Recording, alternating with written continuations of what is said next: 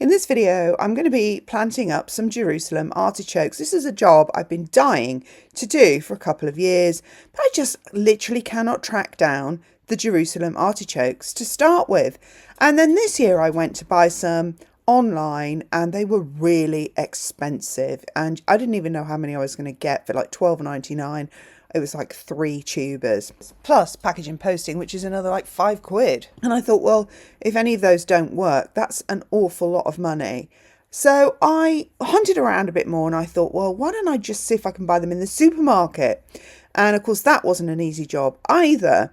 But I did eventually track some down in Sainsbury's. I think they do them in Waitrose. The trouble with, I have looked in the past in Waitrose and they're never in stock. So I decided that Waitrose was just a no-go because I just kept delaying year after year. And so then I tracked some down to Sainsbury's. I checked the stock checker online first before I took a journey because I live in the country, so it's a drive. And I found that my local Sainsbury's did have some in stock. And best of all, they were £1.55 a bag. So as you can see, I bought 2 bags, which was stupid, really. I actually did only need 1 bag. But because I just wanted to maximise my success, I bought both bags. That's £3. That's a lot of tubers, as you can see. And at the end of the day, you know, it's a lot cheaper than if you buy them from the gardening sort of sites online. And when I say online, because I've been to the garden centres as well, and they don't do them in there either. So let's talk a bit about what Jerusalem artichokes are. They are a tall flowering plant, much like a sunflower, and they perennialise in the ground, and they're edible, of course. The flowers are edible. I'm not sure about the greens. I suspect they probably are, but do check that. Don't take my word for it. And the tubers are definitely edible. They're like potatoes. They're not quite like potatoes. Apparently they taste exactly like artichoke, which is why they're called Jerusalem artichoke, because they are not from Jerusalem and they are not artichokes.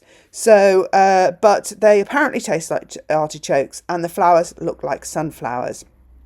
Now, I want to use them mostly as cut flowers, actually, and tall flowers at the back of the border because I'm a bit hit and miss. I have a lot of trees and shrubs in my garden. That means there's a lot of shade, and sunflowers don't always like growing in my garden, especially if we have a wet, damp summer like last year. So I thought, well, why don't I just there's a cottage down the road from me. They always have these Jerusalem artichoke sunflowers growing every year. They come up every year and they just absolutely in a big block, and I am mesmerized by them. So basically that's why I've wanted to grow them for ages. So I finally tracked them down at a cheap old price. Yes, £1.55 a bag. And now I'm going to plant them up. Now they apparently are very happy in not great soil, so I'm going to reuse the soil in these pots. And let's talk about why I'm going to plant them in pots.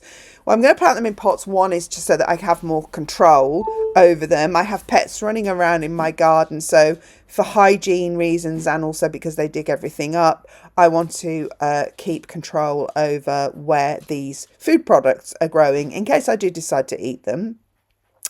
Furthermore, they are a bit like the old mint problem where the root grows underground, and once you have mint, you know, you can't stop it growing all over the place.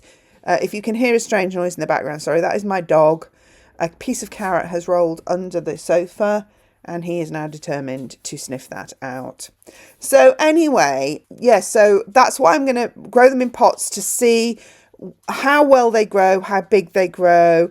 And also I want to be able to move them around. So I don't want them to take over my borders. So I'm going to contain them in these pots, and then I'm going to stage them, if you like, in late summer where I have gaps in the borders, at the back of borders. I'll be able to move these pots, and then it will have late flowering sunflower-like flowers in the back of the borders. So that's why I'm doing them in pots. So let's have a look at the tubers. They grow in a big clump. I noticed when I was looking at other people's gardening videos on Jerusalem artichokes, I noticed they grow in a big clump quite close to the main stem. So I thought these pots were probably big enough to plant one tuber in. Now, I've got a lot of tubers, so that's quite a lot of compost. So I'm glad that I am reusing the compost in these tubs. And as you can see also, I'm going to try and plant them with the eyes up. I'm going to try and sort of identify which eyes on the tubers look most viable, because these are supermarket tubers. So I'm hoping they haven't been treated with something that's going to prevent them growing, but we'll see.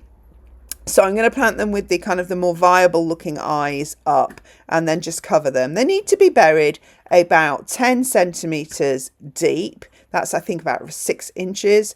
And, you know, you can pile up the soil. So as this soil settles over the growing period, I'll pile up more soil. And that also then helps kind of stabilize the stems as they grow very tall to stop them blowing over. And basically, I think because of the hugeness of the clumps that grow, I think one is enough in a pot like this. And I've ended up doing 3 pots so far, and I have more to sow tomorrow because I ran out of time with shorter daylight hours we still have at the moment. So, and that's really it. And then I water them. Before I water them, I go and put them at the back of the border where I get a lot of sunlight. And that's another advantage of using a black pot, because obviously the black absorbs the heat and they are a sun-loving, warmth-loving plant. And they take a long time to grow, which is why I'm growing them now in February. And really that's it. So I moved it over to the back of the border. I watered it so that it wouldn't be too heavy to carry. I watered it once it was in situ. And then for me, I always put a bit of chicken wire over to stop the dogs digging into it. I actually found a bone in one of my other tubs when I was planting them out. So I just repeated that several times over, and I've got more to plant up tomorrow. But that's it for now. Hopefully we'll have some lovely tall sunflower type cut flowers that are going to be much later in the summer, so sort of more towards autumn probably, really, which is good because I don't really tend to have a lot flowering then, so it's going to be some extra added joy.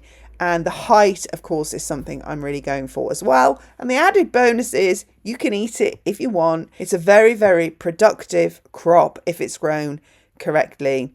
So there we go. There's Jerusalem artichokes. That was my big job for the weekend. And really the main reason for bringing you the video is because 1, you need to do them now. And 2, I wanted to show that you can actually get them really cheaply at the supermarket.